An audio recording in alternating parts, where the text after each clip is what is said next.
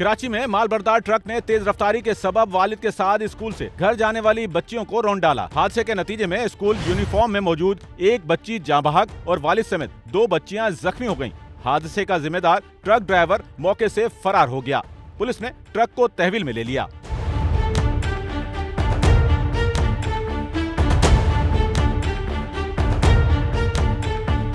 कराची में एक बच्ची के जाँ बहक और वालिद समेत 2 बच्चियों के जख्मी होने का हादसा बल्दिया टाउन रईस गोट बोलान होटल के करीब पेश आया। बताया गया कि सरकारी स्कूल की तालिबे इल्म 3 बच्चियां स्कूल से छुट्टी के बाद अपने वालिद के साथ मोटरसाइकिल पर सवार घर जा रही थीं कि पीछे से आते ट्रक ने तेज रफ्तारी के सबब पूरी फैमिली को रौंद डाला। तकरीबन 1 बजे के टाइम पे छुट्टी होने का टाइम हो रहा होता है। अब सब बच्चे जाहिर सी बात है जा रहे होते हैं। अब वो आए रईस गोट से, अब स्कूल बड़ी दूर है। अब वहाँ से आए, स्कूल से निकले अभी बच्चों को लेके, अब डायरेक्ट रोड पे गए, पीछे से गाड़ी आई है, उसमें डायरेक्ट हो गए। 3 बच्चियाँ और इनका वालिद चारों जख्मी हो गए।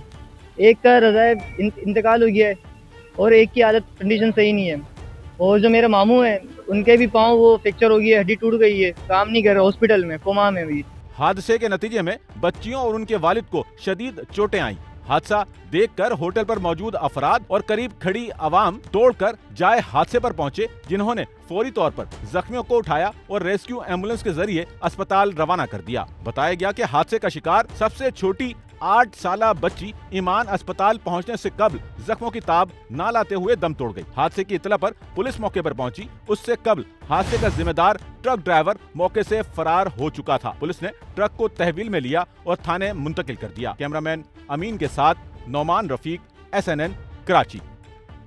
सच्चल न्यूज़ नेटवर्क की वीडियोस में खुशामदीद। नाजरीन, वीडियो से मुतालिक अपनी कीमती राय का इजहार कमेंट बॉक्स में ज़रूर करें और चैनल को सब्सक्राइब करें।